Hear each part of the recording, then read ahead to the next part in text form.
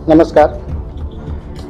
राष्ट्रीय जनसभा पार्टी का जो स्थापना जो किए हैं, ये मानवतावादी विचारधारा को लेकर के हमने इसे बनाया है और 2012-13 से इस संगठन को तैयार करने में हम लगे रहे। 2015 में राष्ट्रीय जनसभा पार्टी का इसका भारत निर्वाचन आयोग से पंजीकृत हुआ है और सबसे जो अहम जो हमारा पार्टी का जो सिद्धांत है वो समतामूलक समाज का जो विकास के संबंध में और जो भारतीय संविधान जो हमारा बना है उस संविधान का सही रूप से पालन देश में हो, ऐसा इस उद्देश्य को लेकर हम लोग निर्माण किए। देखिए, राष्ट्रीय जनसभा ये शब्द ही ऐसा बहुत भरा हुआ शब्द है कि इसे पूरे देश में फैलने में ज़्यादा समय नहीं लगेगा और हमारे जो साथी लगे हुए हैं और हमारा प्रयास रहेगा एक आध दशक के बीच में हम पूरे भारत में इस पार्टी को पहुंचाएंगे। अभी छत्तीसगढ़ राज्य में आप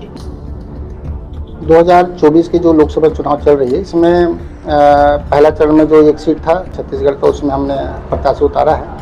द्वितीय चरण में जो 3 लोकसभा का जो लोकसभा चुनाव हो रहा है उसमें 2 सीट हमने उतारा है और तृतीय चरण जो है जिसमें 7 लोकसभा जो है उसमें से हम 4 लोकसभा उतारे। कुल मिलाकर 7 जो सीट लड़ रहे हैं। छत्तीसगढ़ के लोगों के साथ न्याय होना चाहिए। छत्तीसगढ़ में खास करके गैर छत्तीसगढ़िया का राज है। यहाँ का जितने भी कारोबारी है गैर छत्तीसगढ़िया चला रहे हैं। यहाँ का राजनीतिक जो रिमोट है वो भी गैर छत्तीसगढ़िया के ऊपर में है और हम चाहते हैं कि ये जो छत्तीसगढ़ के जो लोग हैं इनमें एक राष्ट्रवाद हो, इनमें भी राष्ट्र के सोचने की इनके भीतर में आए, ये हमारा विशेष सोच है। देखिए कि छत्तीसगढ़ियों को कुछ जो परंपरावादी जो नेता हैं, खास करके जो कांग्रेसी जो नेता हैं या भारतीय जनता पार्टी के जो प्रथम जो जुड़ चुके हैं, उनसे कुछ समाज के लोगों को उन्होंने अपने पक्ष में ले रखा है। धीरे धीरे वो भी अब कम होते जा रहे हैं और बहुत जल्दी राष्ट्रीय जनसभा पार्टी छत्तीसगढ़ में अपनी बात। ये लड़ाई आपकी विचारधारा को लेकर है या संसाधनों को लेकर है? दोनों को है।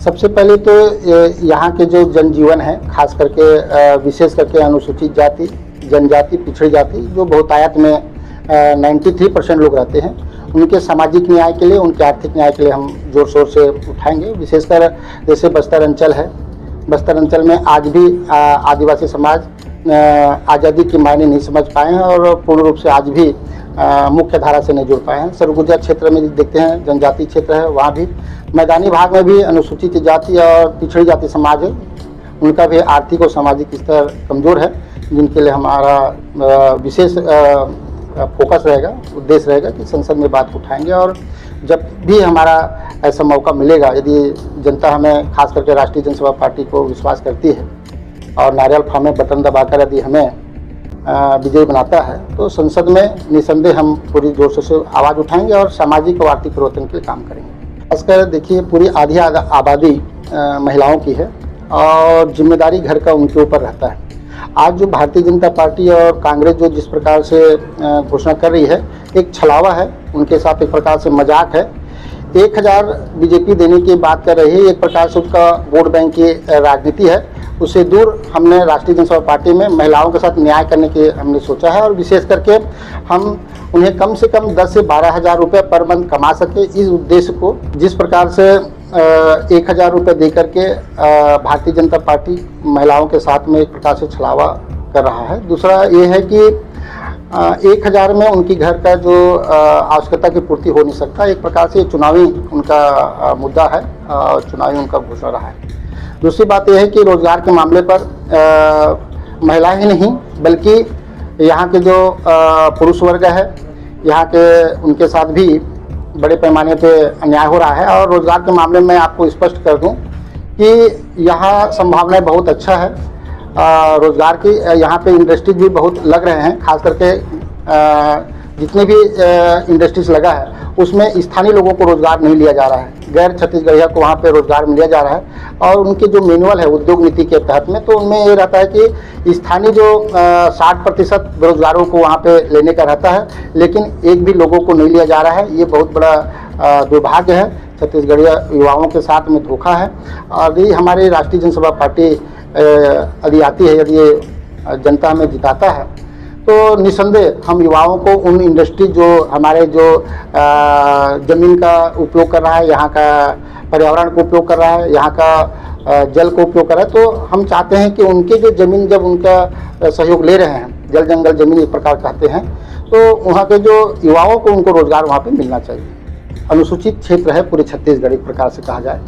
अनुसूचित जाति के 10 विधायक हैं जो 16% रिप्रेजेंट करते हैं। अनुसूचित जनजाति के 32% है जो 29 विधानसभा रिप्रेजेंट करते हैं, और दोनों मिलाकर के लगभग 39 विधानसभा यहाँ पे होती है।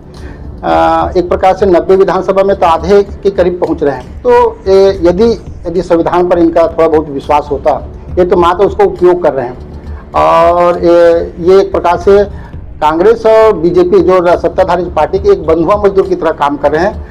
यदि ये लोग इनका नियत सही होता, और जिस उद्देश्य से खास करके आरक्षण का मतलब क्या है, जो जनप्रतिनिधि जाते हैं, तो अनुसूचित जाति का और अनुसूचित जनजाति और यहाँ के जितने भी खासकर अनुसूचित है, खास पिछड़ी जाति भी एक अनुसूची में आ रहा है, उन्हें भी 70% आरक्षण दिया जाता है, लेकिन उसे नहीं मिल रहा है। तो यदि इनकी नियत सही होती तो निसंदेह यहाँ के जो लोगों का भला ऐसे ही हो जाता, लेकिन ये लोग नहीं चाह रहे। खास करके वो जो जनप्रतिनिधि चुन के जा रहे हैं वो कांग्रेस बीजेपी के उन्हीं के अधीन रह के काम कर रहे हैं।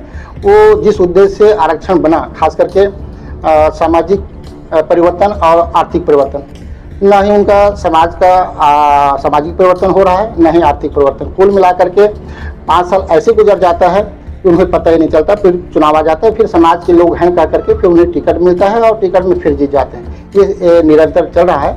हमारा ये प्रयास रहेगा कि राष्ट्रीय जनसभा पार्टी यदि हमारे जनप्रतिनिधि चुन के आते हैं, यदि विश्वास करते हैं अनुसूचित जाति, जनजाति, पिछड़ी जाति, तो निसंदेह जो सामाजिक परिवर्तन और आर्थिक परिवर्तन के हम पुरजोर मेहनत करेंगे, और इस बात को संसद में, विधानसभा में उठा करके जिस उद्देश्य से संविधान में जो व्यवस्था दी गई है उसका हम पालन करेंगे। ऐसा हमारा मानना है। राष्ट्रीय जनसभा पार्टी ये सोच